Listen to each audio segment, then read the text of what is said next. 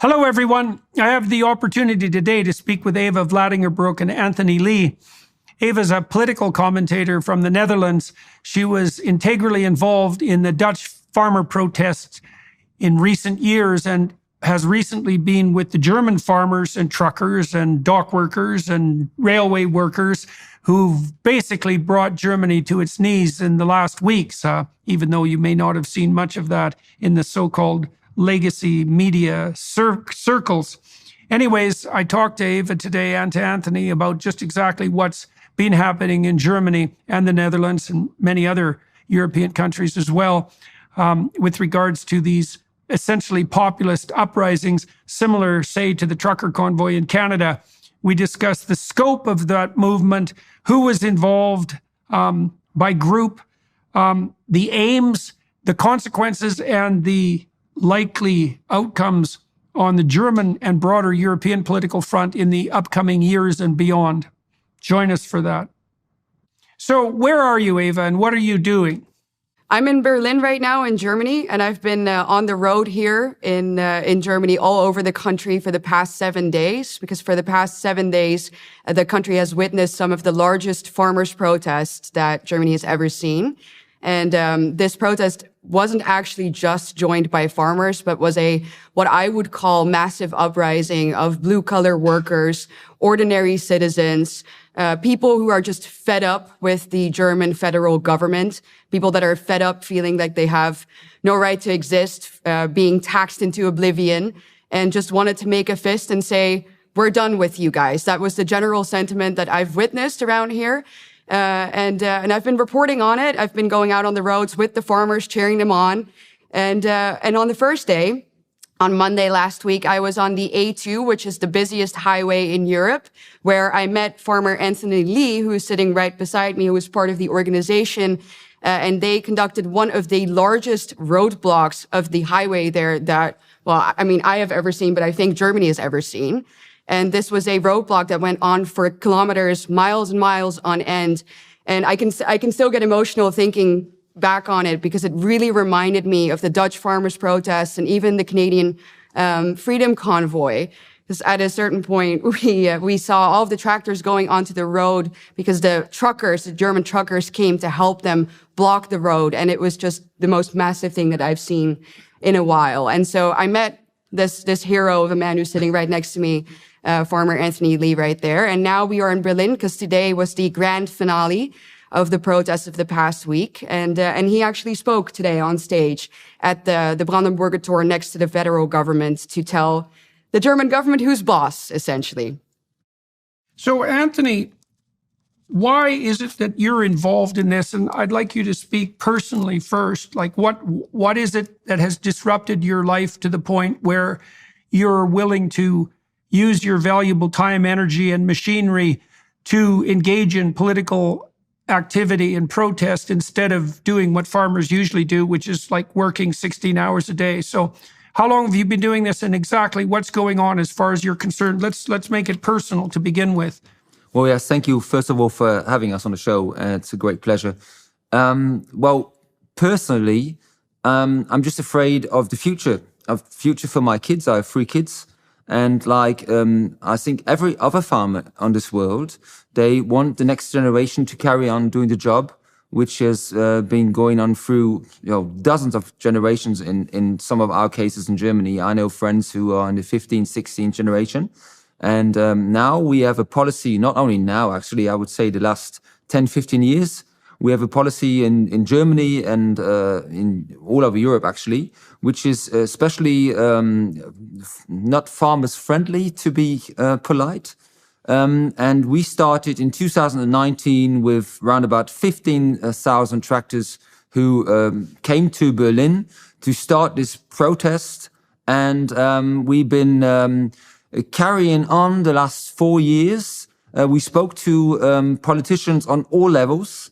And since the last 2 years, we have I would say, green dictated government in Germany, which is making life actually not only complicated for us farmers or for, like Eva said, the ordinary workers, the blue collar workers. This is why we started on the 18th of December last year with a new massive protest, and this is special now because all organizations are united like they've never been, and we are standing together against this kind of policy. And like Eva said, today was one of the, I'd say it was even bigger than 2019. I don't have the numbers, but I came to Berlin this morning and I passed, I would say, probably 15, 20 kilometers long, A convoy. convoys of truck drivers, farmers, and this was only from one direction to Berlin, and we came from all over all directions, and many didn't even make it into the city because it was packed. Okay, so there's a bunch of mysteries there to unpack. And the first thing I'd like to know, and that everybody who's watching and listening needs to know, is what exactly what green policies in particular, like why do you characterize the policies as green first? And then what green policies are making your life as a farmer and farmers' lives in general untenable? And why is it having the impact that it's having? Provide me with some details about what it is that you're facing.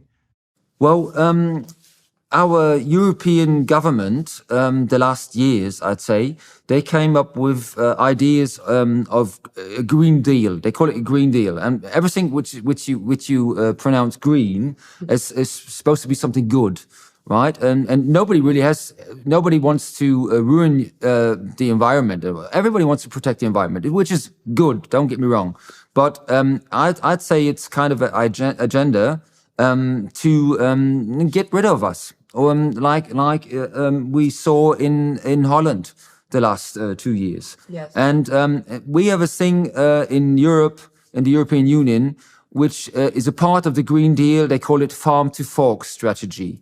And there's 4 things you have to remember or know about this strategy.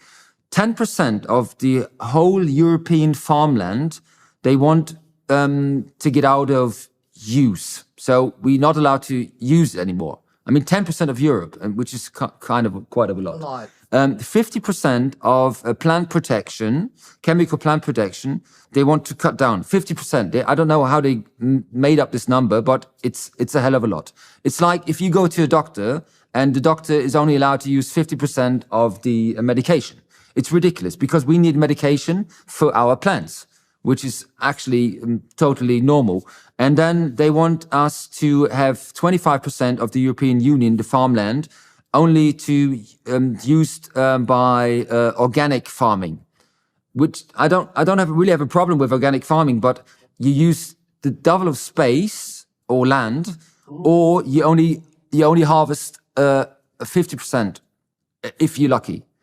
And there's a 4th thing. What was the 4th thing? I think I already met him. Well, I mean, what's important to know is that just like with the Dutch farmers' protest, there is a sort of a structure to the attack on farming that isn't just on a national level. There's definitely, as you said, there's a European Green Deal that we're working with, which is pushed forward by unelected bureaucrats. In this case, forgive me, but a Dutchman, Frans Timmermans, who is the mastermind or the evil mastermind, I would say, behind the European Green Deal. And then in every national country, there is a different set of policies that is used to target the specific farming groups, right? So in the Netherlands, when we last talked, Jordan, about the farmers' protests there, I told you that it was about nitrogen, right? The courts ruled in the Netherlands that we are facing a nitrogen crisis. They are using European legislation for that to get rid of our farmers. And here in Germany, what the mainstream will tell you was the main reason why the farmers now were particularly angry, or what sparked these protests, was the elimination of tax breaks on agricultural diesel. And the backstory to that is that the German government doesn't have their finances in check and has a huge hole in their budget, and was also trying to fill that gap. And they said, well, let's go after what they call klimafeindliche, right, Subventionen, so climate unfriendly subsidies. And so they said we need to cut back on the tax break that the farmers get for agricultural diesel, which those taxes normally only involve like for, diesel for people who go out on the road. That's what that tax is for. And farmers obviously just use it for on their own land. So the fact that they came after the farmers now and tried to, fill their own gap in their own budget due to their own mismanagement, and they target now the people that provide us with our daily meals, that initially sparked a lot of anger. But I would say, and I think you would probably agree with me, Anthony, is that there is a general sentiment within the German population that was very much reflected at these protests of just feeling like the German government, and not just the German government, also the Dutch government and European Union, is constantly acting contrary to the interests of ordinary people who in fact pay their salaries because they are taxed already into oblivion, right? So the general theme that we constantly heard there was a slogan basically saying the government needs to go, right? This wasn't just about these tax breaks. This was really a general dismay, great dismay with the federal German government and the policies that they stand for. So Eva, let me ask you about that in more detail. Then Anthony, I'll go right back to you. When the truck protest in Canada emerged, there were all sorts of idiot rumors, many of them spread by the federal government, that this was like a MAGA-style January 6th insurrection, that it was funded by MAGA Republicans, which is about the stupidest thing I can possibly imagine, or even by Russians. But underneath that, there was a fear, you might say, as well as manipulation. There was a fear that this sort of popular uprising was anti-democratic in its fundamental essence. And, when you say things like the government has to go, I'm wondering how the two of you reconcile the fact, and you can help me straighten this out, reconcile the fact that Germany is led by a democratically elected government, and yet these massive protests are emerging with the proposition that the government has to go. And the question is, in a democracy, what does it mean that the government has to go, and how do you see what's happening on the protest front in Germany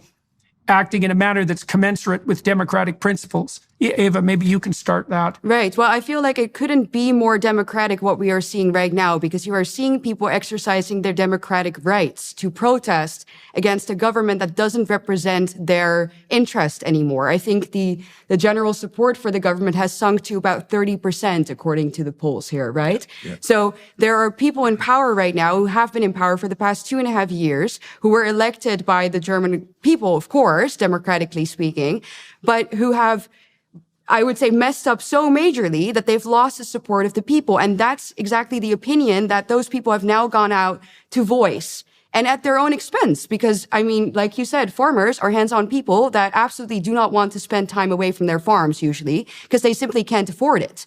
And the fact that they've now gone out in such large numbers to protest and make use of their democratic rights, to me, this is the epitome of democracy. And what you see is that instead of celebrating that, the mainstream media, exactly the way that you described, the Canadian process, they are now saying, well, this is an insurrection. These are people that aren't democratic. This is extremely far right. They constantly slap the far right label on it.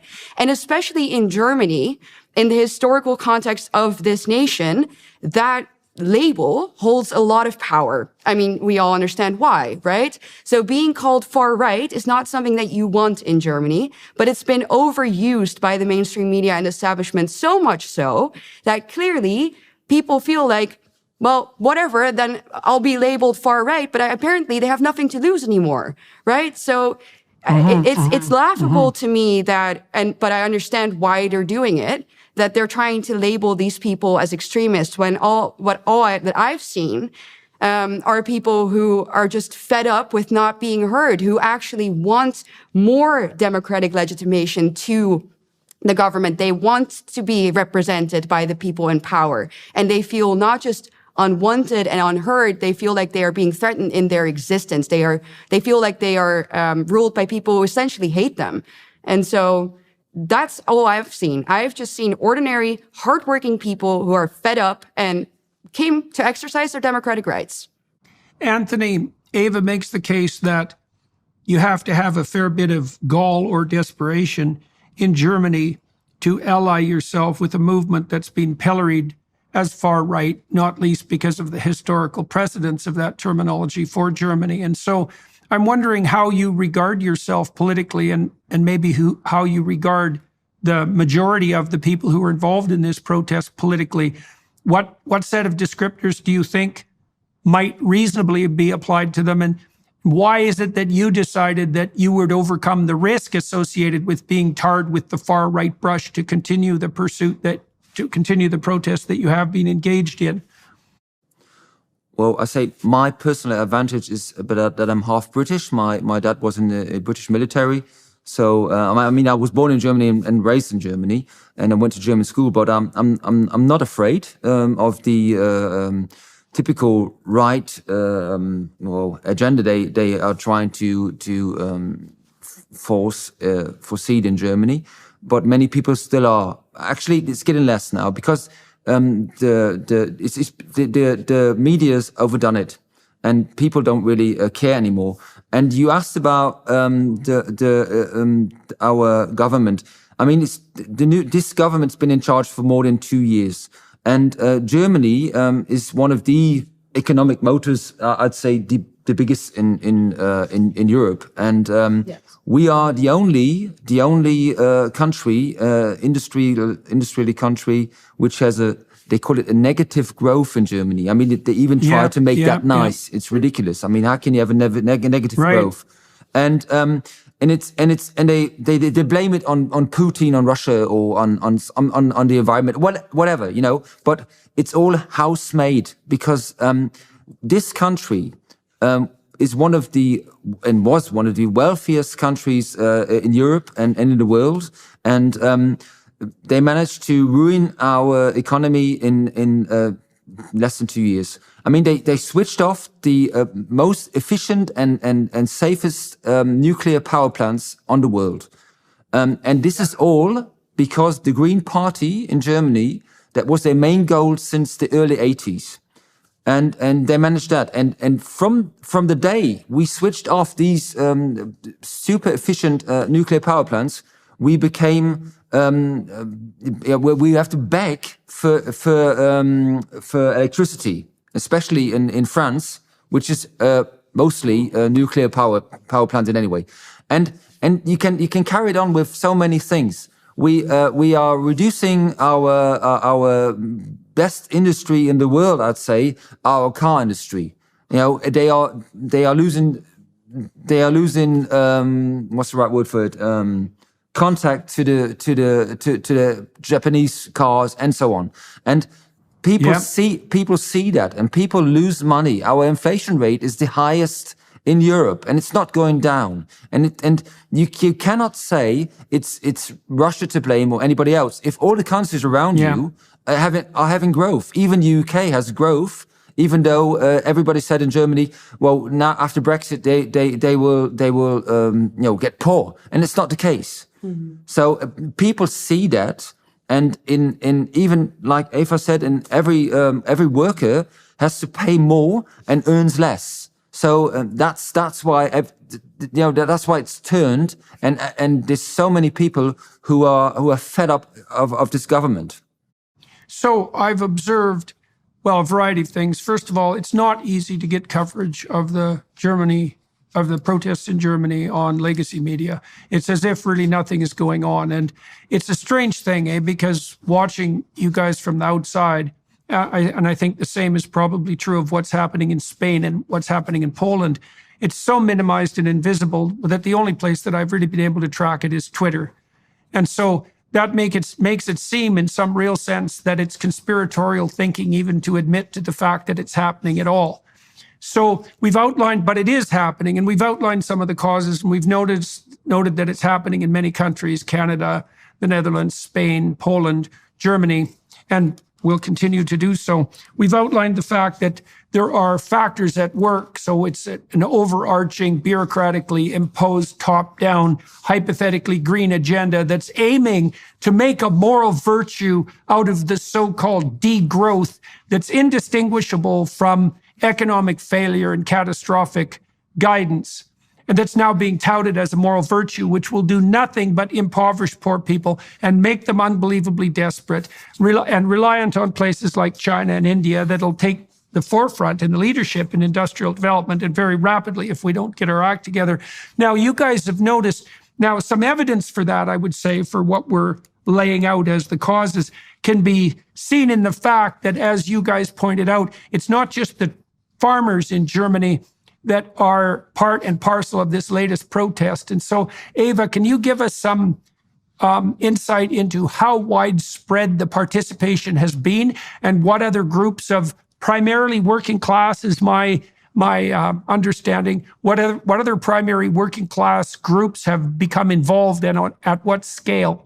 Right. Yeah. Well, so let me paint the picture again of the moment where we met on the A2. So we actually walked alongside the farmers on their tractors on a dark side road next to the highway, where it was almost, like a thief in the night. They were trying to make their way onto the highway, which obviously is not easy to do even in the early hours of the morning. And I thought to myself, how are they going to manage this? How are these tractors going to make their way onto the highway with all of these cars passing by? And then from the corner of my eye, I saw a huge convoy rocking up of these truckers who all had joined the protest and made sure that the road was safe for the farmers to go onto. And that, that really moved me. That was such a special moment to witness. I mean, my video on Twitter, you can hear me scream, in joy and excitement, because it was such a true moment of solidarity from this one group in society to the other. And at the protest itself, we saw, the truckers were there, the farmers were there, all sorts of blue-collar workers, but also citizens in their cars who either were there on purpose because they wanted to support the farmers, or who got stuck in traffic, but who we asked, hey, do you mind being stuck here? And I kid you not, like 9 out of 10 times they were like, absolutely not, I don't mind. I know exactly why these people are protesting and I agree with them. So the support was huge. And even going around at the protest, looking at the signs that people were holding. There's a nice word in German, Mittelstand, I guess you would translate into the middle class, the working class. The class that I would say is being absolutely obliterated by the globalist agenda under the pretext of this green, morally, virtuously, utopia that they're trying to impose on us, which obviously is a dystopian world if you look at the consequences. But so the Mittelstand, the middle class, the hardworking, ordinary people that indeed have become increasingly poor as a result of conscious choices that were made by an elitist government, a globalist government, that do not have the best interests of the people at heart and actively work against their interest. I would say that was the general image that I got. I felt like we are witnessing an uprising of ordinary, hardworking citizens who are being branded by the mainstream media, unrightfully so, as far-right extremists, when in fact, all they want is just, to be able to exist, provide for their family, and do their job without being crushed by bureaucracy, without being crushed by taxes, without being crushed by derogatory labels. The deplorables, as Hillary Clinton called them. Those were the people that were out on the street. And I would say that they were everything but deplorables. I take my hat off for you. I know where my food comes from.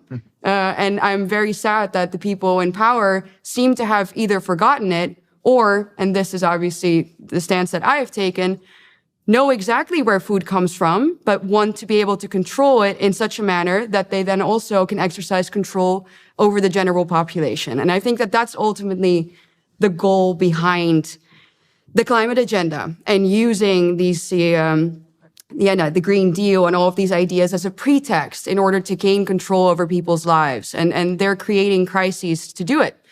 Because if you have a population that is dependent on you for their food, if they can't eat, what is a better way than to gain control over them? Well, it seems to me that it's an easy move for any given bureaucrat to proclaim his or her alliance with the planet, with blessed Mother Nature, to virtue signal in the direction of a green agenda, and to thereby ratchet him or herself not only up the moral hierarchy and pat themselves on the back, but also to use that as a means of advancing their career, even in micro steps.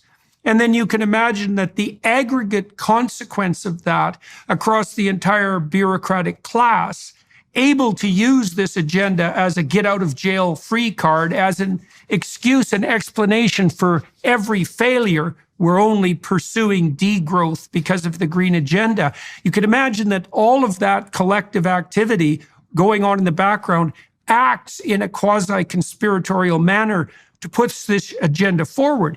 And then, just so that we don't assume that I'm only thinking about quasi-conspiracies, I've looked very carefully at the so-called C40 consortium agenda.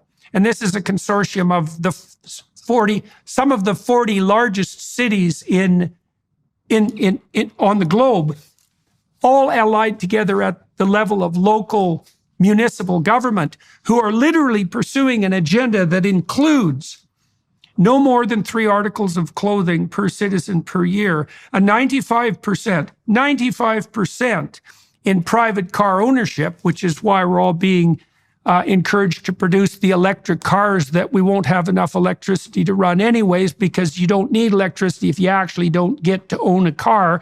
And if the goal is a 95% reduction in private automobile ownership, then it doesn't matter if there's no damn grid.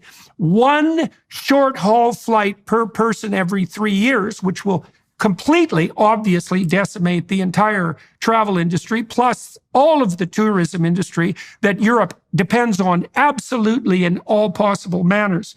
And then overall, although this isn't directly from the C40, the fundamental goal of something approximating an 85% reduction in Western living standards, which is the calculation of the green virtuous globalist utopians as to what's necessary in order for us to inhabit a green planet.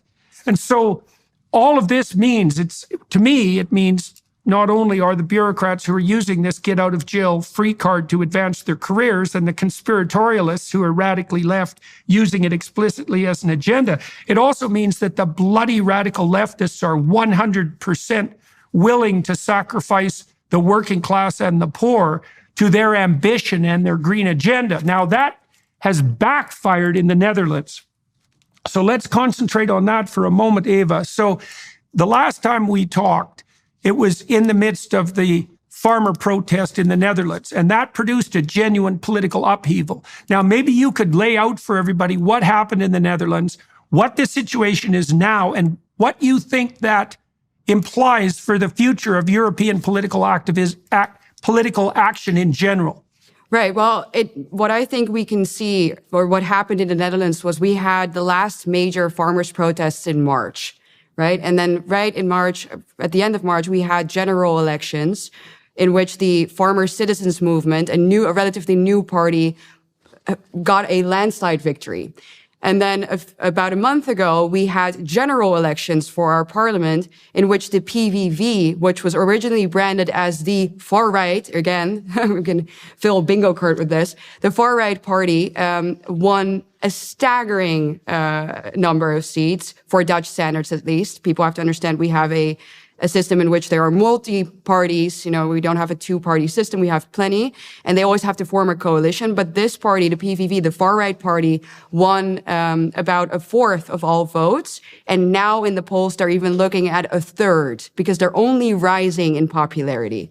And I really think that this farmers' protest, and that's why I think it's so important what you guys are doing here in Germany, and that's why I wanted to be there, is that the farmers are in the vanguard of this political change.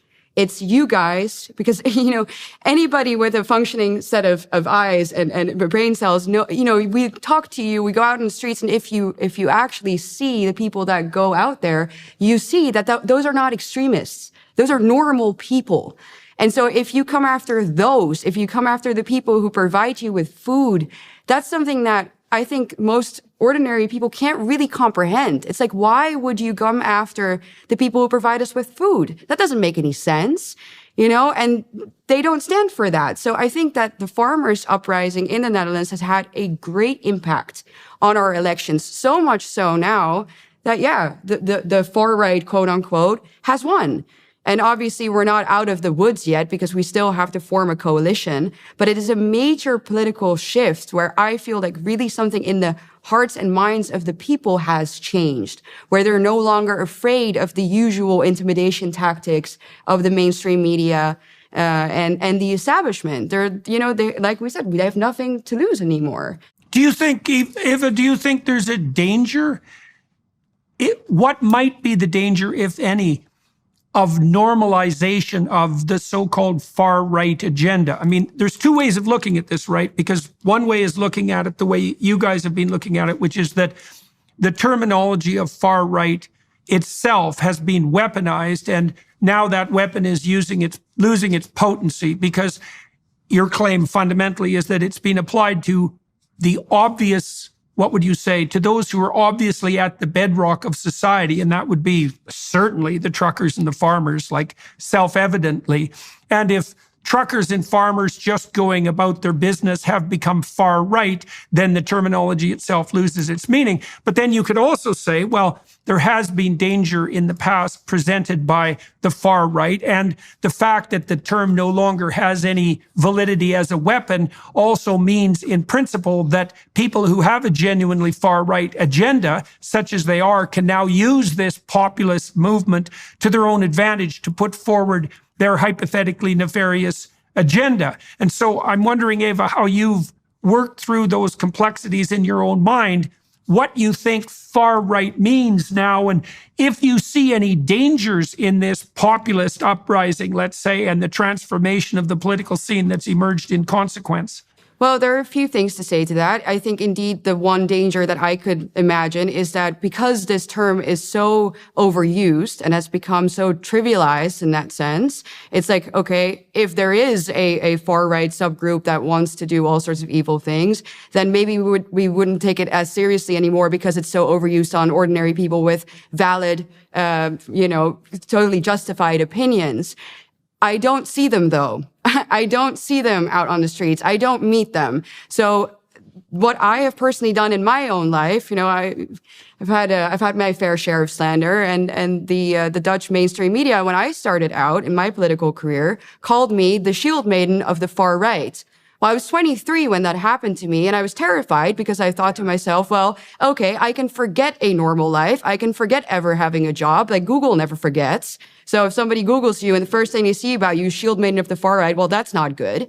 But I've now come to the conclusion that, there is no point in being afraid of a label that doesn't actually apply to you. So I just kind of run with it now. It's in my bio on X because I think it's funny and I want to show to other people, don't be intimidated by people who use that label to silence you. Because nowadays, to me, or what I find is that they put far right on just about anybody who is somewhat right-wing to the center, who has conservative views, maybe doesn't, cut their hair short and dye it purple and scream, destroy the patriarchy. People who oppose mass immigration, which clearly doesn't have the best effect on, or didn't have the best effect on Europe. And so if you have those, I would say, completely legitimate, valid opinions, you earn that title nowadays with the mainstream media. So the best thing you can do is stop caring. Because if you stop being afraid of it, then they lose their power over you, and we can demand actual change, which nowadays would be labeled as far right, but 30 years ago would be just a Christian democratic ideal. I've certainly seen in Canada and elsewhere that everything right now definitely includes everything that was even 10 years ago regarded as classically liberal. And everything far right includes everything that 10 years ago would have been regarded even as moderately conservative. And given that the radical left actually occupies only about 7% of the population, and I think that's probably an overestimate, that really means that 93% of the population have been thrown in, by them, by the way, has been thrown into the category either of right or far right. Now, you would think, Anthony, that this would be a particularly significant problem in Germany. And so the fact that ordinary people have chosen to rise up nonetheless, in spite of being labeled with these epithets, indicates in all probability that something of dead seriousness is going on. And so what is it that you guys who are protesting want? What do you think your protest has accomplished, and where do you think this is going in the immediate and longer term future in this rapidly deindustrializing and failing German state? Well, the first thing we want is just politicians who have common sense. It's very simple. And let me just go back one thing about this green agenda we have. In Germany, everybody's trying to get rid of CO2. So CO2 is the worst thing. It will kill us. And we have young people gluing themselves onto the street, especially here in Berlin, to demonstrate that we have to cut down on CO2. Otherwise, they call themselves last generation. Otherwise, we will die. You know, it's so silly that and the media's honestly they're cutting down a bit on it now, but it's still onto it. And this is the main agenda, especially to us farmers. Because we have to cut down on CO2. And that's why this Green Deal, these 4 things I told you about, and especially the main reason what Eva just described, to tax our diesel. I only live about 150 kilometers away from Holland. In Holland, or in Belgium, or in France, they don't tax diesel at all. So it's an unfair thing for us in Europe to compare. We can't compete. Obviously not. And anybody should know that we in Germany, our farmers, use 1 liter diesel so efficient, like nobody else can do it on this planet. Yeah. So obviously, if we don't produce the food, we will have to get it from somewhere else. And we had some a very good passage last year in a Austrian newspaper, and they said the Green Deal from the European Union is a bad deal for the planet, because if we do these things that I told you a few minutes ago, we will have to. We need 8 million hectares somewhere else on the world to feed us, which will mean we have to use big ships to get the food to us, to Germany, which is bad for the environment because we will pollute the air with CO2, which will kill us, and we will take poor people food away. And anybody who says, especially from the Green Party, who says, well, it's a good idea to do the Green Deal, he should reflect himself and think, no, it can't be. It's absolutely contrary to that sense or that meaning we want to do. We have to protect the planet, to get rid of CO2. You're doing the opposite by far. And people more and more realize this nonsense we're doing, and they're fed up of it because it's costing us money. It's costing us our economy, like I told you. And I mean, it's the same. We cut down. We got a lot of gas from Russia until the Ukraine war, and it was quite cheap for us, which was good for our economy. So we cut down. We said, well, we don't want it anymore. By the way, let me explain this so anybody from outside Germany realizes this.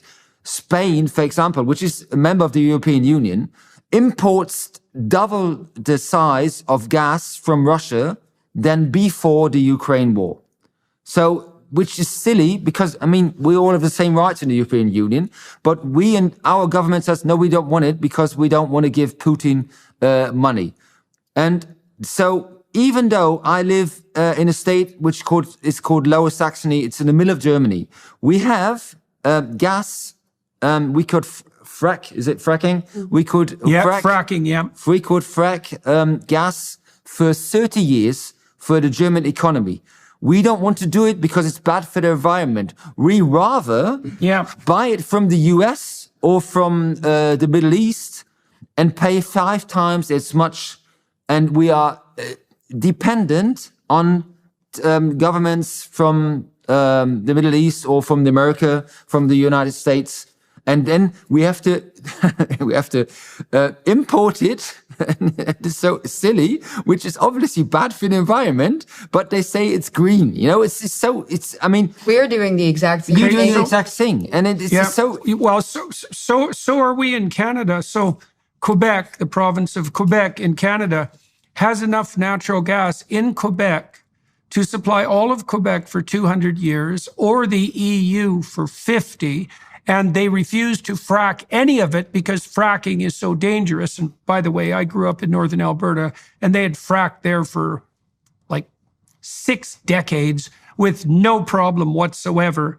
And so I know all of that is absolute bloody nonsense. But the advantages of this green virtue signaling at the local bureaucratic level are so astounding that all of this idiocy can pass by as green legislation, even though it flies in the face of both common sense and fact. So I know for a fact, for example, that not only is electricity in Germany something approximating 5 times as expensive as it should be, which, given the dependence of industry and everything else, all of commerce on cheap energy is a bloody catastrophe. I know as well that you guys are producing more carbon dioxide and more waste per unit of energy than you were 10 years ago because you shut down the bloody nuclear plants and have substituted instead lignite burning coal plants, which is like utterly insane. So just so that everybody watching and listening is clear here, not only are these green policies devastating to the working class and to the poor and to the economic stability of Europe as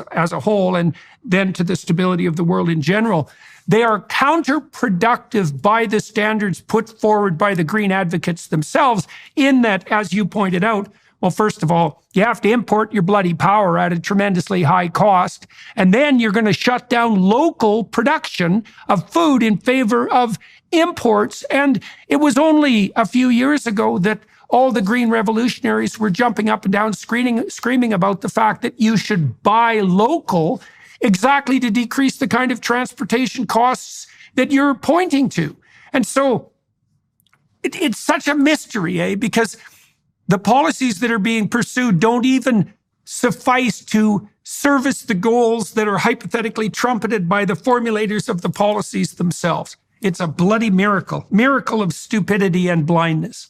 I've given this so much thought because so many people have asked me why would they do this? It doesn't make sense. Explain it. Why would you come after the most hardworking sector, the most lucrative sector, the people that provide you with food? Why would you shut down your nuclear plants if you are to import electricity for I don't know how much more the price? Why? And I think it was Carl Jung actually who said, if you can't understand someone's actions, you have to look at the consequences and infer the motive. And that's what I've done with all of this. If the consequences of their policies are that we become poorer, we, not they, obviously, but we, if we become poorer, we become more dependent on them. We basically essentially would starve if this is put through, and we don't have the financial means anymore to import our food. And, I don't know, God forbid a disaster happens, we've outsourced everything. We could be in real trouble. Well, if those are the consequences, then apparently that's the motive. Maybe I've become too cynical, but I find it very difficult to explain it any other way, because this is not a one-time mistake. These people are the net zero scam, and I would really call it a scam, is something it's that a criminal scam. Yes, it's well, a criminal actually, scam. yeah, it's yeah. not just a scam. It is criminal, and I think that it is of the worst type of injustice if a government and the people who are supposed to represent us, talking about democracy, liberal democracy and all, if those people turn their backs on their own population, and not just turn their backs, but actively, again, go against their interest and allow them essentially, if things go wrong, to become poor and to starve. And I can't see, I see true evil behind these acts. I don't just see incompetence anymore.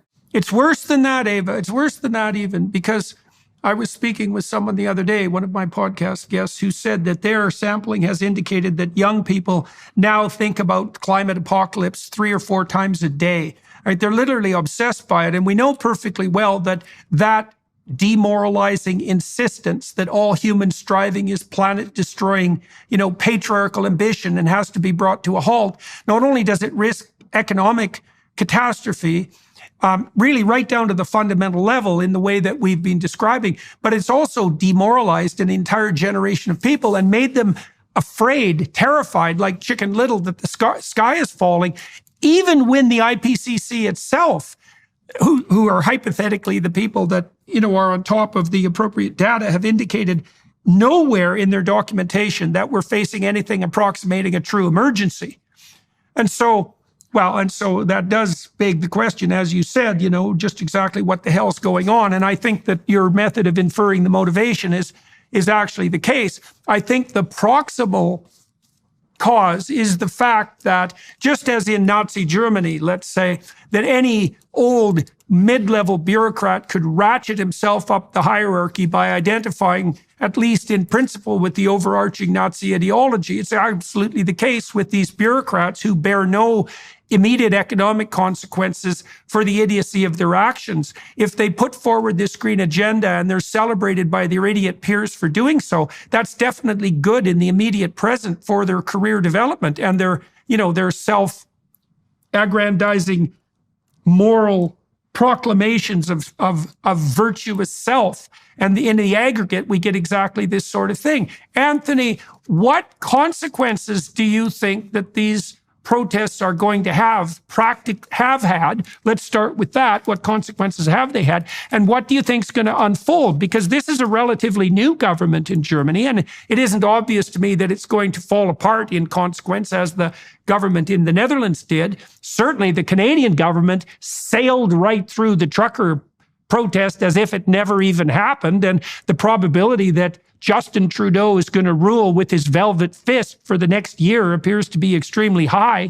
So what do you think is going to happen in Germany as a consequence of these protests? Well, it's very hard to predict. The government didn't learn its lesson yet. That's obvious. We had our finance minister on stage today, and it was obvious he didn't learn anything about our actions we did. But what we already achieved is that we are, like I said in the beginning, so united. Like I honestly never thought we could be. If I said that, I would say 80%, and this is an official poll of our mainstream media. 80% says they are behind our actions, behind our. Well, it's not a strike; it's a protest, and that's amazing. That's honestly amazing, especially getting in front of this agenda, what we were talking about. And like I said, people are realizing that now. And they're realizing it for one reason. They believed everything, or most of them believed all this agenda, we have to save CO2 to save our lives and all that nonsense. But now it's costing them money. Everybody's paying for this. And we are paying a big price. And we didn't talk about with the war in Ukraine, obviously, Ukraine produces a hell of a lot of wheat and crop for the poorest in the world. And if you look into where the wheat, if it gets out of the Black Sea region, goes to, it mainly goes to European countries, Turkey and China. It doesn't really go to Africa where it should go, and it comes to us. Poland, Hungary, they said we don't want it. They shut their borders, so it's coming straight through to Germany. And the Danish government only recently checked if it's contaminated with chemicals which are not allowed in the European Union, and they said yes, it is. It's official, but nobody cares. So we are not getting the price we should get for our crop, our grains, and we are getting overflown by grain from the Ukraine, which is bad, which is really bad. Obviously it's bad. First of all, poor countries aren't getting it. We can't get rid of ours, and the government's even paying some parts of the transport to Germany. So they are obviously using our tax money to make sure we get a bad price for our crop. Well, I think we were already talking about how demoralizing this agenda is, and food, of course, if you want to demoralize a people, I mean, it's done by feeding them bad food as well. I mean, Jordan, you know, I don't have to tell you about this, but the importance of good meat, of healthy animal fats, it's huge. And if you make people feel like the only thing that they deserve is, you know, bad Bugs. meat or bugs, insects, or 5%. synthetic meats, you know, feed literally food that will make you weak. I think that says something about our establishment. You know, it says something about the way that we are governed. It says something about the way that we are ruled, that we are supposed to live as if we are livestock, that, you know, it can only eat insects or basically, you know, trash. And who produce carbon dioxide simply by breathing, let's say. And produce children who are a net burden on the ecosphere, et cetera, and want to travel and want to buy things and want to have a standard of living. Yeah, how dare you want to have a nice life? Absolutely. How dare you? Absolutely. When everything you do does nothing but muck up the planet and mar the future. Yeah, it is an absolutely bloody dismal view of humanity. That's for sure. And bordering on murderous. Yeah, it's Malthusian to say the least. And I mean, you know, we're joking now, but there was an actual headline not too long ago in the press here in the UK and in Europe, quoting a study that said that breathing causes climate change. Yeah, well, right. you know, what's the consequence of that then? Do you want me to stop breathing? That's the only answer to the problem then, right? So it's absolute contempt. So, you know, the human progress people have documented the fact that every baby born will produce 7 times the economic resources that every baby consumes. And so the idea, that's the historical average at the moment, the idea that more people means more poverty and more environmental degradation is not only a lie, it's an anti-truth. And here's another, so imagine, first of all, if every baby consumed more than it produced, then people on average would starve. And on average, a far smaller proportion of people are starving than has ever been the case in the entire history of the planet. We're going to peak out at about 9 billion, and it's crystal bloody clear that we could manage that. And then there's going to be a precipitous decline. That's the demographic outlook, and that's within this century. Then so the idea that each person born produces less than they consume is a complete bloody lie. It's out by a factor of 7.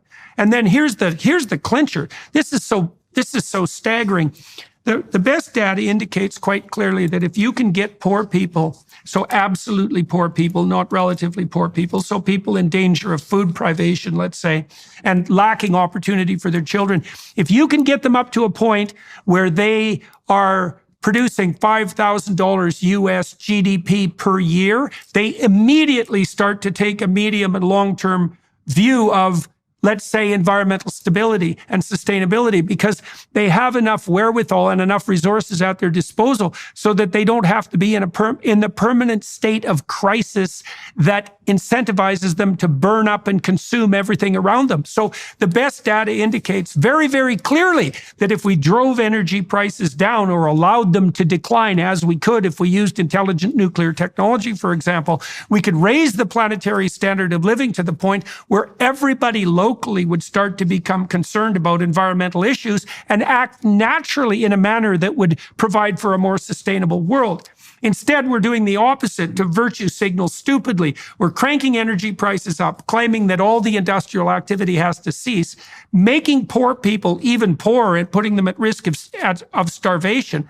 All that's going to do, as it's already started to do in Germany, is make both the economy and the environment worse, and it's going to breed, well, more and more uprising of the sort that we're seeing everywhere. You couldn't imagine a more counterproductive agenda, and to say it again, counterproductive even by the standards of the people who are hypothetically putting the agenda forward. It's like, why the hell would you oppose nuclear power?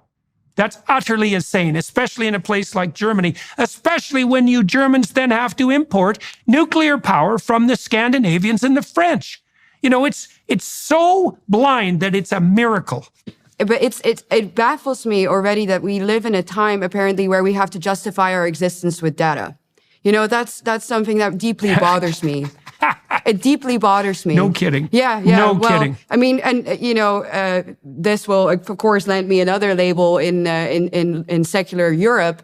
But I think that the death of God that you so often discuss as well is ultimately the main reason for that. If you forget that people have intrinsic value because they are created in the image of God, and they're just a number, and if we have to work to net zero, and we need to now see if you add something or take too much, and you have to justify your own existence by quoting scientific studies. I think we've gone off the road, man. And bad time. Are we China now? Is that what we are? These people have their mouths full constantly. They're always talking about human rights here and there. But now we have come to a point where we have to justify our entire existence to our Malthusian overlords. And I'm not okay with it. Yeah. I'm not okay with it. Yeah, I'm not okay. I'm not okay with it either. And the whole Malthusian proposition. So let's just walk through that a second. So that's a biological metaphor. So let's just walk through that a minute, just to show exactly how wrong it is. Okay, so now there's lots of situations in which the use of biological metaphors can shed light on human nature and even the nature of human, what would you say, striving and thriving. So psychologists use mouse models all the time, and that's partly because the neurochemistry of a mouse brain, for example, is very similar to the neurochemistry of a human brain. There's all sorts of analogs in behavior and function that are relevant. But the Malthusian doctrine is based on a very low-level analogy. So the analogy is essentially this. If you put a microorganism in a Petri dish, so it has enough agar, enough food substrate so that it can thrive, it will multiply to the point where, and rapidly, geometrically or exponentially, to the point where it consumes all of its resources, and then it will catastrophically collapse. Okay, and you can see that same thing occurring in some natural populations. If you provide a natural population with no predation and a plethora of resources in a constrained environment, then the population will grow until it consumes all the resources and collapse. Okay, so why aren't people microorganisms in a Petri dish? Well, there are some constraints on what we can produce and consume. Like there's different, what would you say, scarcity of different fundamental elements, for example, such that some things will always be more expensive than others, or almost always. There's some natural scarcity. But here's the fundamental difference between human beings and other creatures. So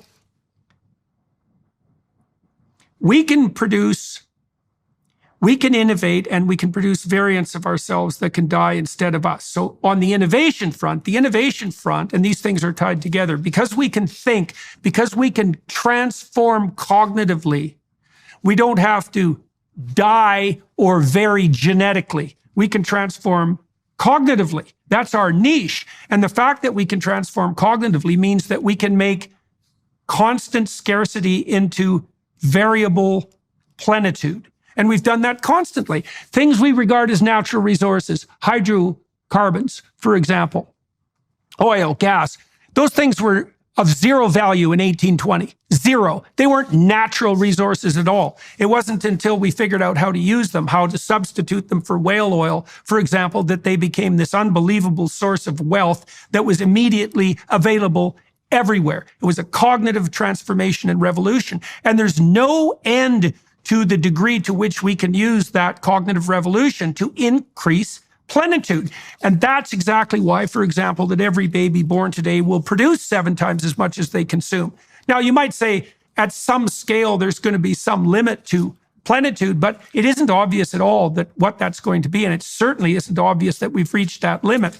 And that's especially true when you consider the possibility of computation, because we're in this situation now where our computing resources, which take up, comparatively little resources and energy, are multiplying at a rate that's absolutely beyond comprehension. And we have no idea how much we're going to know in 10 years. So the Malthusian notion, there isn't anything about the Malthusian notion that's correct, except for yeast and bacteria. And, if you're going to treat people like yeast and bacteria, then we're going to be in the same damn situation that we're in now, right? Where we have to justify our existence by data because the world is full of scarcity, and maybe only the elites who have our best interests in mind are going to be allowed to thrive. Yeah. I think I can think of a far-right ideology that talked about people as being dirty, and bacteria. And now we are dealing with a left-wing ideology that is doing the exact same thing and making us justify our existence. And yet they call the people who oppose to it far right. So we're full circle. Yeah. Yeah. Well, I saw recently that Trudeau's minions are now, what would you say, working behind the scenes to ensure that the public health officials at the World Health Organization, who are so concerned with the control of the next pandemic, just like they were with the last one, are also now moving to ensure that climate catastrophe will be included within the domain of public health concern, that the global overlords are going to be able to, going to be able to manage. And your comment about, far-right totalitarian governments treating people as if they're infectious agents, right? Cancers on the planet, let's say. We know perfectly well, again, from the data, that drives a totalitarian agenda. As soon as you use language of contamination, pollution, and disgust to characterize someone, let's say human beings, you immediately elicit the unconscious and conscious activations of the disgust systems that protect us from contamination. And those are very dangerous once they're activated. They aim at destruction, right? At the destruction of the pathogen. Yes. And those people, those are the ones that the farmers, the truckers, the people that we've seen out on the streets today have protested against. That's why they were out on the street. And when I said that earlier in this conversation, we have been speaking to people who feel like they are ruled by people who hate them. And that's, maybe they can't voice exactly why. They can come up with examples. Obviously, they are feeling it in their own finances, but they can tell. And I think that people ultimately on a human level, on a soul level, can feel when they are being despised by others. And this notion that you are just describing right now, Jordan, that I think is the motor behind this protest. People can sense that they are being hated. People can sense that they are being despised, and they are done with it because they realize that they are the ones paying for it and that the state should be here to serve us, not the other way around. Anthony, just out of curiosity, you and Ava have just talked about the breadth and depth of this protest and its positive effects, but you closed by pointing out, for example, that the finance minister that you guys talked to or that spoke to you right at the close of the protests doesn't seem to have learned a damn thing, which doesn't surprise me in the least. And so that makes me question just how effective what you've done so far is, and I want your opinions about that. And then I'm also curious, why didn't your now united organization, given your 80% level of public support, call for something approximating a general strike and just bring the whole bloody thing to a halt? Yeah, well, that would be the obvious thing, but how should I explain it? Well, actually, it's against the law to do this general strike because it obviously is against the law. But I reckon we have to come to the stage where we have to break the law sometimes, which is not meaning violence. It's like just civil disobedience. Yeah, exactly. Yeah, that's probably the next stage. But we have to talk about that between us, between the organizations. Yeah. But you're completely right. We gave the government two options. Well, there are two options. Either they turn back to a policy which is for the people, like Eva said, which is definitely not. We forgot loads of things which are going completely wrong in Germany. We have a farming minister who's telling us we should only eat, and this is not a joke, 10 grams meat per day. Right? This is honestly what they are trying to tell us. 10 grams, right? Which is nothing. Yeah, when the politicians start telling you what you can and can't eat, we've crossed a line. It's like, you don't get to tell me where I set my thermostat. You don't get to tell me what I can drive and when. And you certainly bloody well don't get to tell me what I can eat. Like, fundamentally and seriously, to hell with you. And what it also indicates to me, and increasingly clearly, is that once you're waving the flag of planetary savior on the environmentalist front, once you've turned 100% to that kind of nature worship, there is absolutely no level of control whatsoever that you won't stoop to and justify by your moral pretension, right? Redounding to your credit and increasing your power at the same time as it does. So, all right, so they're perfect. So this begs the question, though, doesn't it? Like, I watched Claudine Gay resign from Harvard, and I've watched the moderate left-wingers flap about now in increasing consternation, recognizing as they do the absolute danger of the diversity, equity, and inclusivity idiocy that's part and parcel of this, what would you say, radical leftist line of anti-human thinking.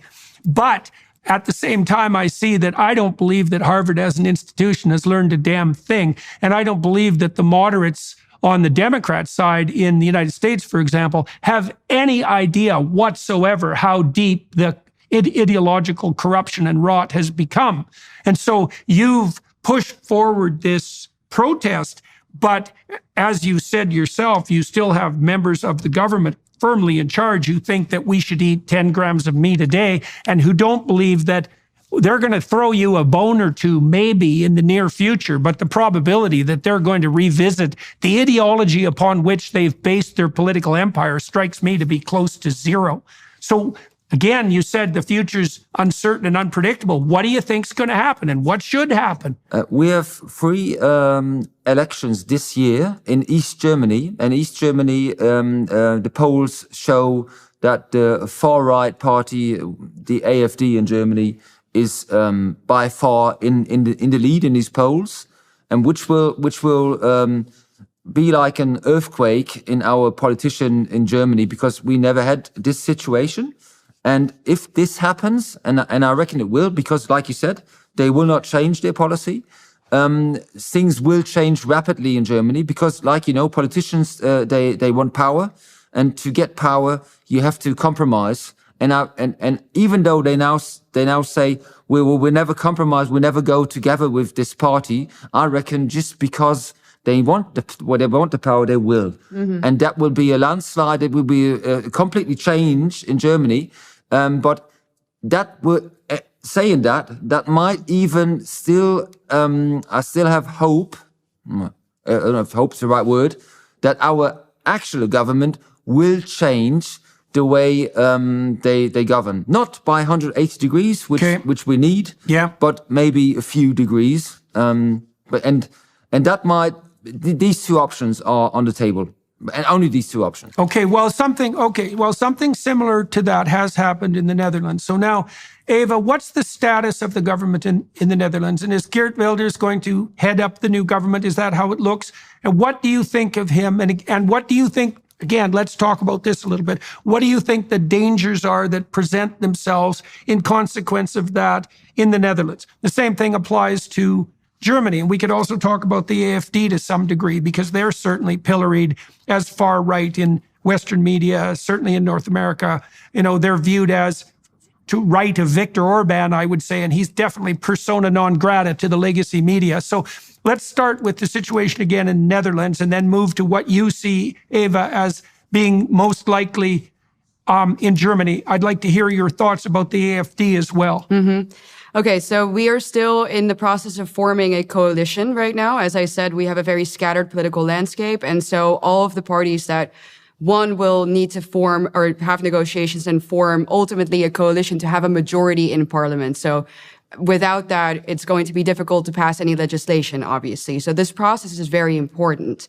What is now happening is that let's just say the legacy parties, the establishment parties that have ruled the Netherlands, and I would say destroyed it actively for the past 30 years, are doing everything in their power to stall that process, because Geert Wilders is becoming increasingly popular.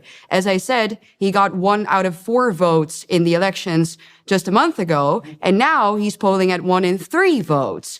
So the last thing that they want right now is the coalition formation process to fail and for new general elections to be called, because then he's going to become even bigger. So what I think the political strategy at home is they're going to stall that process for as long as possible. The parties, the moderate right-wing party, the centrist parties, they're going to pretend to be willing to work with him, and then they're going to drag it out so long, and they're going to say at a certain point, well, you know, this man's just impossible. And they're already saying that he has said things that go against the Constitution and that are a threat to the rule of law, etc. So they're building their case. And I think that that is something that we see everywhere, is that this, you know, this is a war of attrition, essentially. So we have to be prepared for all of these games. However, I think something similar might happen in Germany, but what I do think is that the genie is out of the bottle with the people. And that, to me, is ultimately the only thing that matters. I don't put any of my solace in the political party system anyway. What I do care about is the willingness of people to stand up for what they believe is right and to not be intimidated by people who lie about them and about what they stand for, right? So what I think is going to happen in Germany with AfD, the people that I've met from AfD, what I've seen about AfD is they are conservative people who essentially are saying, well, the idea, Merkel's idea to let 1.2 million migrants in 1 year in 2015 might have not been the greatest idea. You know, to me, that's a very legitimate standpoint, extraordinarily legitimate, especially because there is no alternative, no pun intended, in Germany, really, aside from the parties that have destroyed the country very actively. So I think that they are going to win by a much larger margin than the polls suggest right now, just like what happened for us, because the PVV was also not, you know, they weren't polled at the extent that they now have won the elections with. And I think that that will change something in the mindset of the Germans, because like I said, if even in Germany, that label doesn't hold enough power anymore to deter people from voting for change, then you really know that the government is messed up, right? You really know the establishment has messed up and that the people are fed up.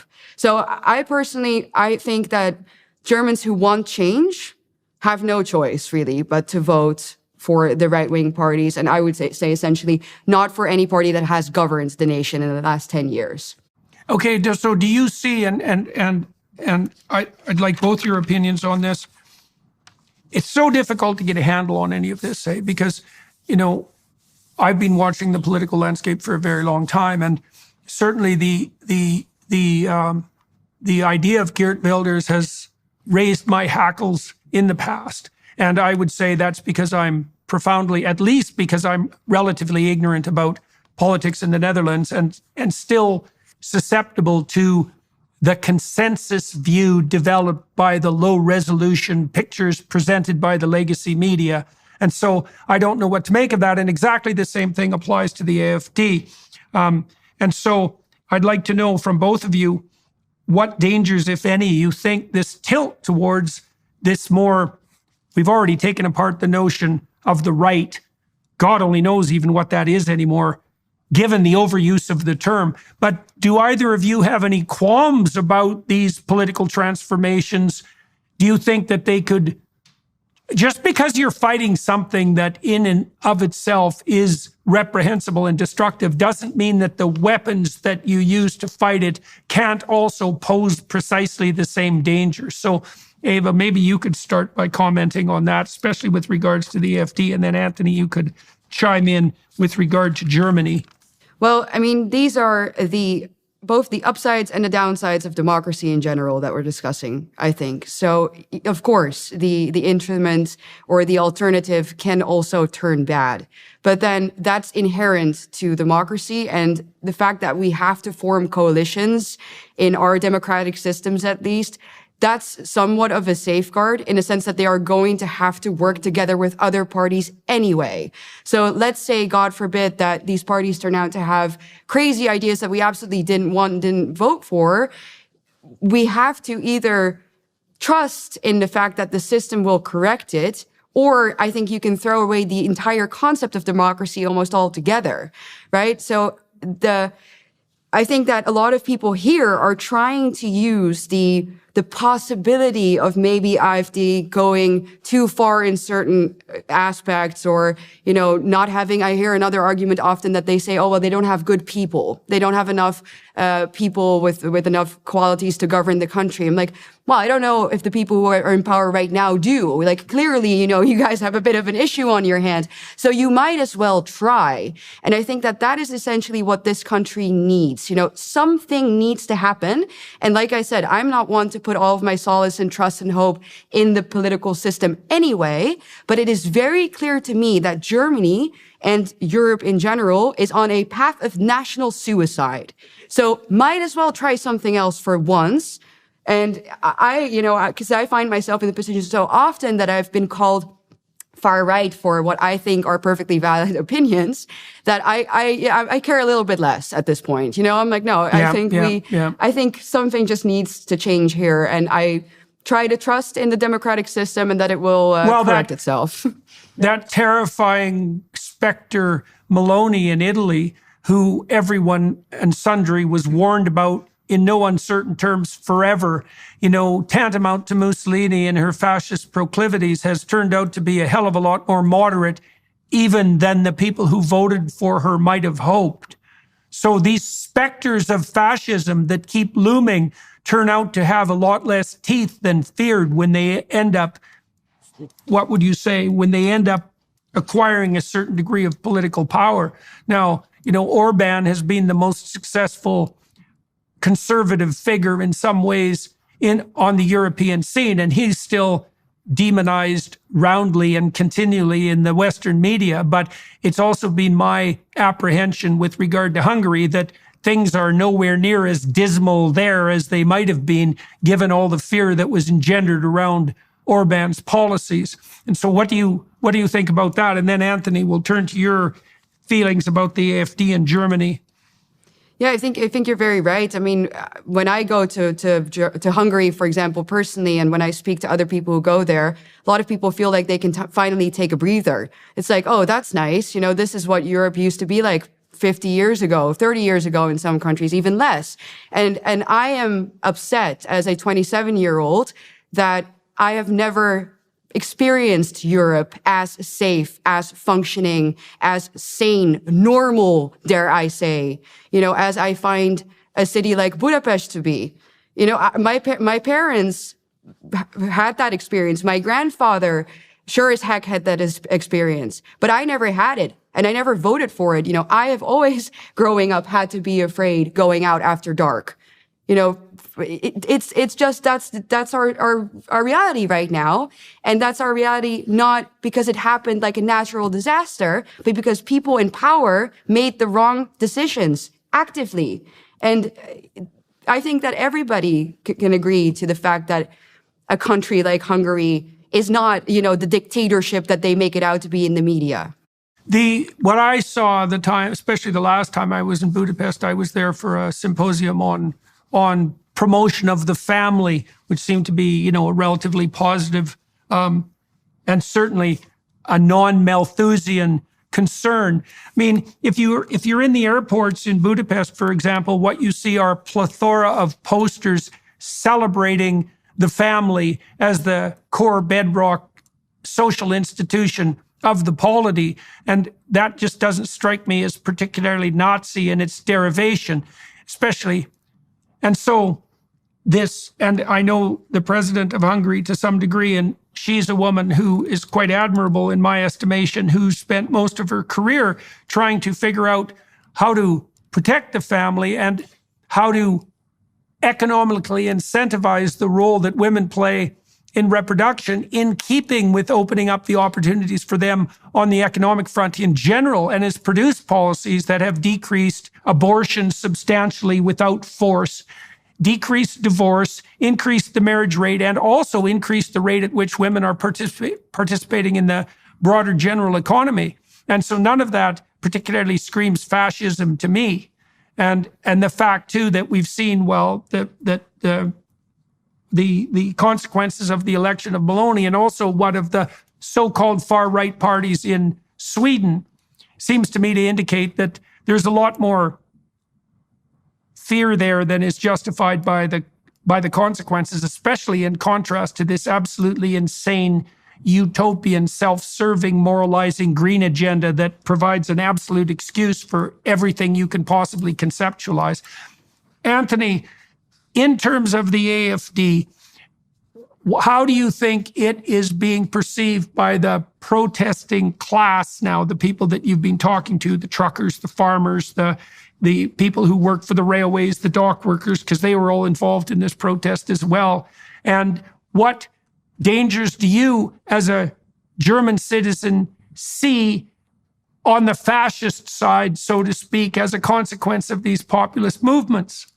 Well, myself, I'm in politics for the last 8 years, and I was in the CDU. That was a party from Angela Merkel, and I left the party about a year ago, and I moved to the party's called Freie Wähler. I would say they are the old CDU as I knew it 20 years ago, and the AFD, yes, it's a far right party, which is gaining on popularity massively. And the main reason is, I think, is the same reason like in Italy and in Sweden, migration. We have a massive migration problem in Germany. We have, I say, around about 5 to 6 million people since 2015 who came to Germany, and at the moment we are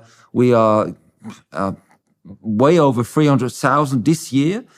And it's not the problem with migration. The problem is who is coming, and we don't even know who is coming. Up till 2010, I was a police officer in Berlin. We had a massive problem with migrants in them days because the migrants who come now are mainly young men from Muslim countries.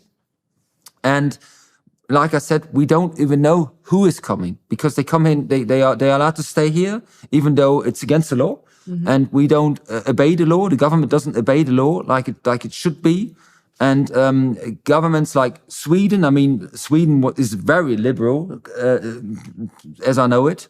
I mean, even they changed, even Denmark. You didn't mention Denmark because Denmark isn't governed by a right-wing party, but they are governed by a female president who's social democrat. But what she did is she uses the same methods, the politics, the right-wing party kind of is. And that's why the right-wing parties in Denmark aren't existent anymore, to be honest. So it's not who runs a country, which right or left wing. It's what policy do you do in your country? Mm. And talking about the AfD, it's very, very strong in East Germany, because the East Germans, I think they're better antennas. Which yeah. You know what I mean? Because they come from the DDR, so the elder people who lived in a climate like they did, they know if something's not going right in your country, and that's why they turn to the AfD more than we in the West do, and it's not and many say they should be forbidden. The party should be forbidden, and I say. Who are we, the people, to say it's not, it should be forbidden or it's not a democratic party? For me, only one institution could say that. That's the High Court in Germany. If they say, yes, they should be forbidden, okay. But me or the press aren't the people or the institutions to say that. So, like I said a few minutes ago, it will be very interesting to see how the AfD and the CDU, if they compare with each other, or if they go together after the free elections we have in East Germany, that will be very, very interesting. Well, you talked about antenna, and I've traveled extensively with my wife through Eastern Europe in the last years, multiple times, many, many different countries, meeting with many, many people. And certainly one of the things I saw was that the survivors of the Soviet regime, which is all those people, are much more sensitive to the dangers posed and the reality of the radical leftist agenda that is sweeping over the Western world in the hypothetical guise of the continuance of liberalism. And that's antennae. And much more likely, as they did in Hungary in consequence, and to Poland in some degree, although not recently, but in Hungary, to favor modes of apprehension and governance that keep the communist specter, that specter of centralized planning, for example, at as much bay as possible. And so that seems to be reflected, for example, in the attitude of the East Germans that you just described toward the globalist utopian quasi-green agenda that we've been discussing. My sense has been quite strong in recent years that the bastion of European civilization, that would be Judeo-Christian civilization in Europe, is now shifted to Eastern Europe rather than Western Europe. And, with the UK playing a rather ambivalent role in that regard, because it's a country that's very split, with the Brexit people more aligned with the Eastern Europeans and the Labour Party, which is most likely to be the next government, much more aligned with the globalist utopians in Brussels. So, Eva, what's on your slate now? The protests in Germany have come to their current conclusion. And then, Anthony, maybe you can tell us what's the next move that lays in front of the protesters. So, Eva, what are you up to next, and what are you working on, and what do you hope to have happen in the near future? Well, talking about communism and the agenda and the similarities with the agenda that we are facing right now, I've spoken very often about the global war on farming, right? That's the reason why I'm here right now. That's the reason why I decided to join the protests in the Netherlands and speak out, is I want to make people aware of, again, this utopian green deal and the net zero agenda, and ultimately the Agenda 2030, which is a United Nations agenda that I think is at the core of this. And that agenda, to me, reeks of communism more than anything else, but you have to really see through the pretexts that they use.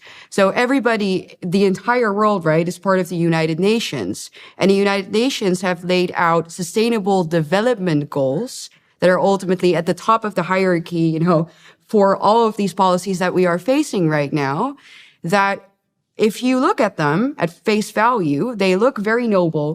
I think one of the first ones is to end world hunger. But then if you think about how they would put that into practice, none of those goals can ever be achieved or attained without the redistribution of wealth, goods, foods, rights.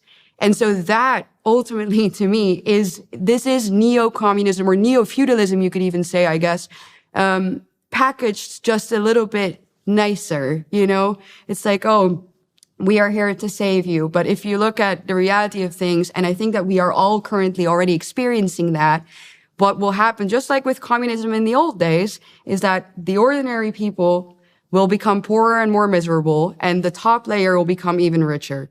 And that's what we are facing today. And I will continue, I guess, my fight and my plight for the farmers in that sense, because I truly believe that the farmers are the one group, especially, and I know that this is also a very radical thing to say in a European context, but we in Europe, we don't have a Second Amendment. I think that the sort of the spirit of, wanting to protect your people against a tyrannical government is not as embedded in our minds as it is in, let's say, the American debate, right? Yeah. So it's really important that people become aware of the fact that, yes, we can also face tyrannical governments.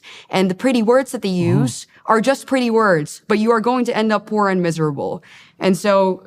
Well, so the farmers, so you see, and this seems to be a leitmotif for your political operating, is that you seem to react as if it bothers the farmers and the truckers, it's probably wrong.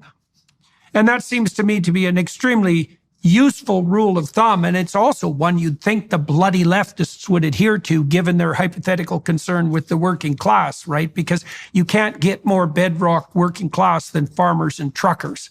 So, and that does seem to me to be a reasonable measurement tool.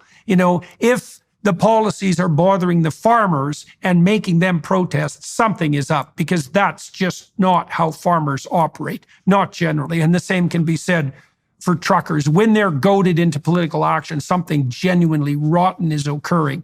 And, you know, with this regard to these sustainable development goals, if you wanted to feed the bloody poor, the first thing you would do is lower energy costs by whatever means necessary. And so if you think you can quintuple energy costs and feed the poor, you're an idiot, or you're malevolent, you know, or you're narcissistically self-serving, or some terrible combination of all of that. Yeah.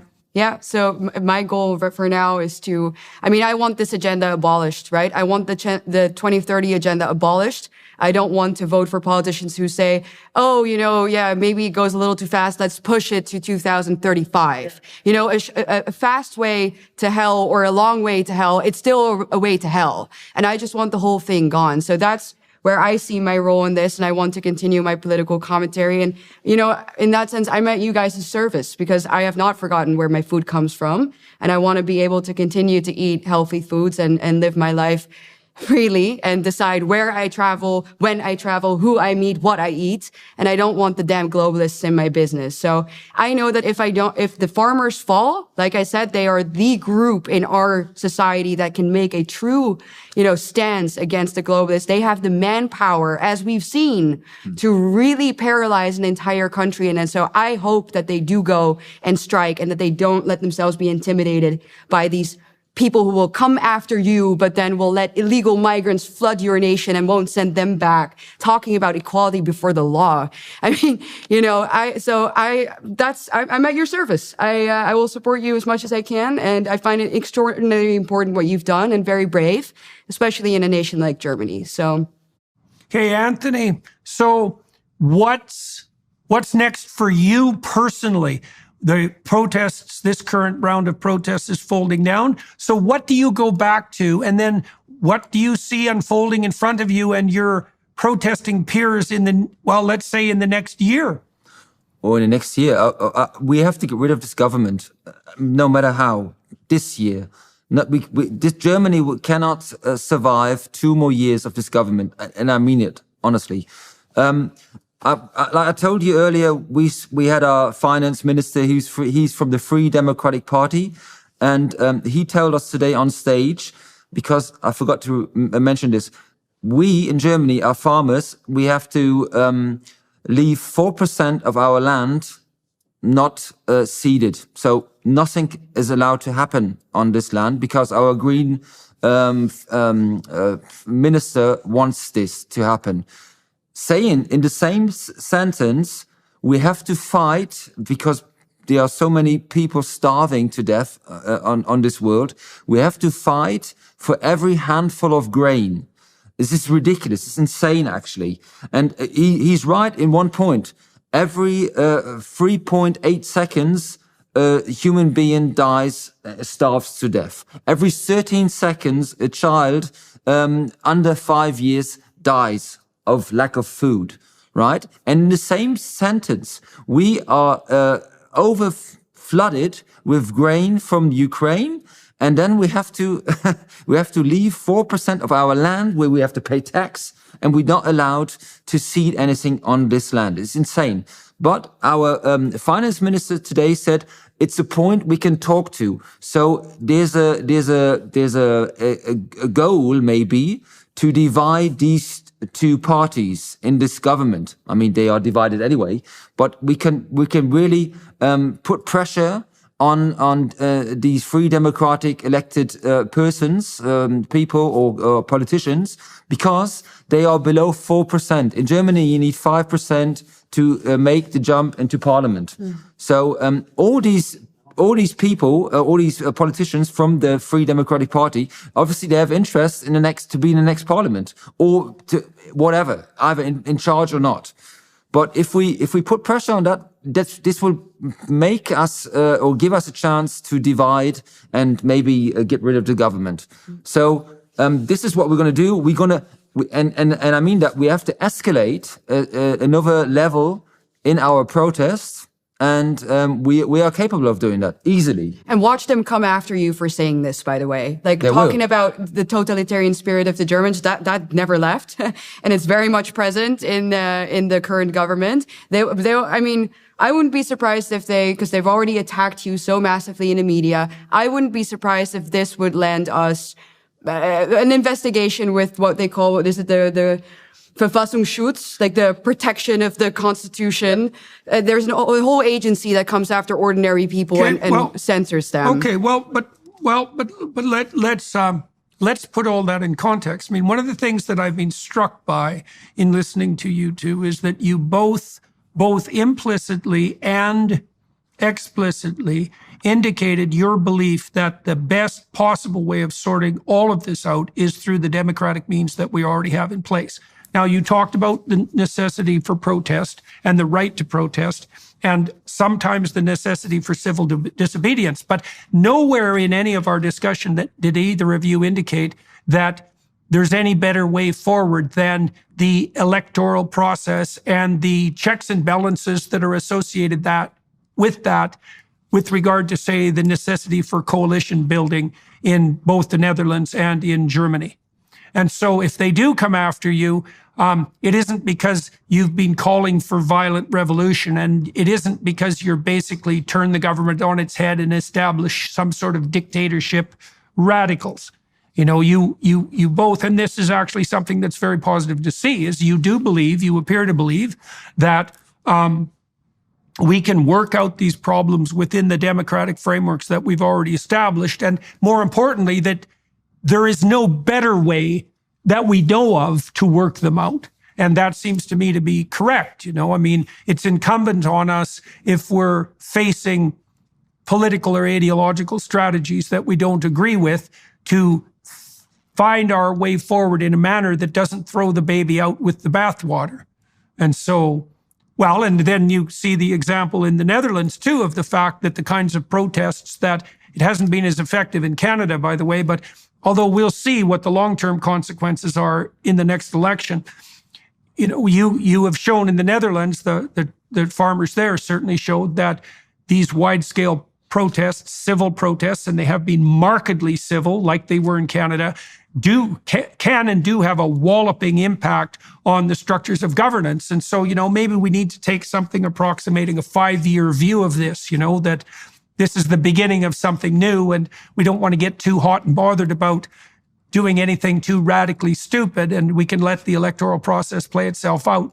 And so does that seem in keeping with what you're hoping, both of you? Absolutely. And let me point out our protest in the last week. I mean, we had probably 200,000 farmers and tractors out on the roads. And we had so many normal workers out, the truck drivers were out on the streets, and it was so friendly and peaceful. We had I mean, in Holland, we saw some scenes where police even used the weapon on one farmer. There was nothing like that. I mean, honestly, not even, nobody got arrested. Nobody got even a ticket for a fine for anything. I mean, imagine that. So many people out on the street. And in context to that, yesterday, we had a demonstration in Berlin, a left-wing demonstration, with 21 injured police officers. Right, this is one demonstration in Berlin, and 1 week of demonstrations all over Germany with hundreds of thousands of people out. Not even a ticket, not even a fine, nothing. So nobody can tell us we are not peaceful. Right. And like I said, I was a police officer. I know what some demonstrations can turn out to be, and still be in legal rights. And we will carry on peaceful, friendly, but we need to increase the power. And like if I said, we have the power, we can shut down the country for good. And we will do if necessary. So that's also a very optimistic set of observations, because, you know, not only did you point out that the people who were protesting did so, like the Canadian truckers did, with extremely peaceably. In fact, the crime rate in Ottawa fell during the trucker convoy. But also the authorities in Germany, as you pointed out, responded in kind, right? And that there wasn't provocation and there wasn't violence. And so that's all the more reason why we can be optimistic that these difficult discussions that we're having about how we're going to conduct ourselves into the future can be done within the confines of the legal frameworks and the electoral frameworks that are already established, and with hopefully a certain degree of goodwill and intelligent foresight on all sides. So, well, good. All right. Well, look, you two, thank you very much for agreeing to talk to me today. Well, we'll keep in touch, all three of us, with any degree of luck, because I definitely want to watch as this unfolds. I certainly share your sense, Eva, that if it's upsetting the farmers and the truckers, then something serious has gone astray, and that everyone should be attending to. That's particularly true for farmers in places like the Netherlands and Germany, who are, as Anthony pointed out, well, generally extraordinarily competent people in a very, very difficult enterprise, with their ears to the ground and their eyes open, and also very unlikely to act politically unless necessity has driven them to that extreme. And for everybody watching and listening on YouTube, your time and attention is much appreciated. You want to be alert to the goings-on in Europe on the populist uprising front, in Spain, in Poland, in Germany, in the Netherlands, because this is a harbinger of things to come. All right, till we talk again. Bye-bye. Bye-bye. Thank you.